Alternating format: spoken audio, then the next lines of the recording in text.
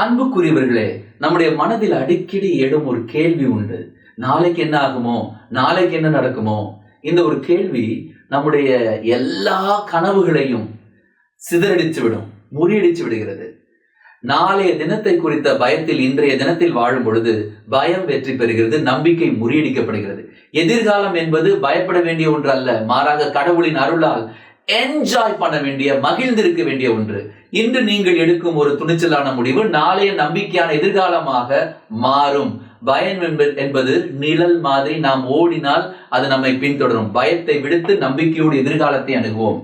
பைபிள்ல வாசிக்கிறோம், எரேமியா 29ஆம் அதிகாரம் 11ஆம் வசனம்.